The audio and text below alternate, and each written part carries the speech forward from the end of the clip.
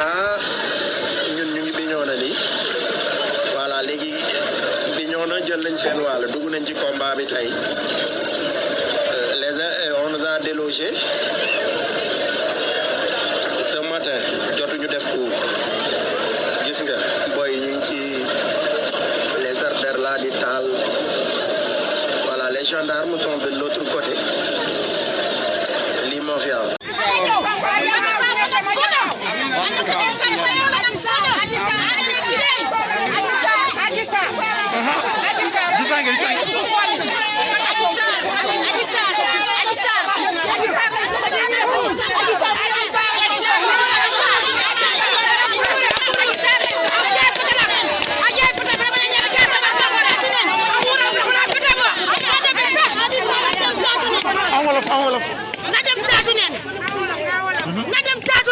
la moo waral seen doxu ñaxtu bi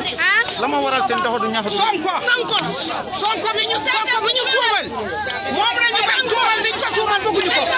ñun Sonko suñu Sonko la même bu fekkee ne loolu la am war ko koo arrêté Macky Sall dafa bëgg loo xam ne ko lu yomb la bëgg ñun suñu doom yi waa Casamance ñun suñu doom yi di yéeg ci kaw loolu mu tane ñun sonn nañu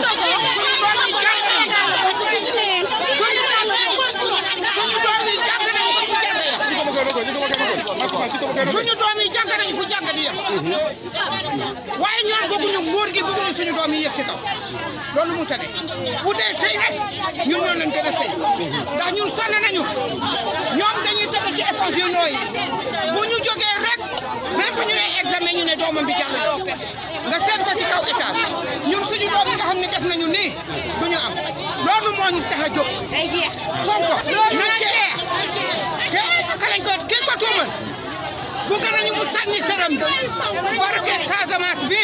na sànni seram bi mu dox Dakar yëpp mën naa ko tuumal tuumal bu ko tuumal dañu dox li ñu ko gis Sonko mi mu tilimal dañ koy gis ci kaw na sànni seram loolu la ñu soxla nalaw ñu depuis démb ndax ñun fi mu nekk nii lii la ñu bañ fi mu nekk nii bu ñu ko tee moom ci boppam xaalis boobu na ko coûter cher xaalis boobu du ko lekk ci lu lew. waaw démb ci guddi la ñu commencé lii. waaw depuis démb ci guddi dañ ko sorti Bignona bi fa lañ nekkoon ci guddi gi ba 23h lañ ko doog a jóg kon tey jii lépp dinañ ko wax ci soobee yàlla ndaw soosu nga xamante ne dañ koo jël jox ko xaalis pour mu tuumaal Ousmane Sonko Adji Sarr nga xam ne laal la ko war a laal Sonko kenn du ko laalee noonu Adji Sarr ñi tur bi nga doon bu laal suñu doom rek duñ ñu jot te bu soobee dinañ jàmmaarloo ak ñoom kenn du ci dara Adji Sarr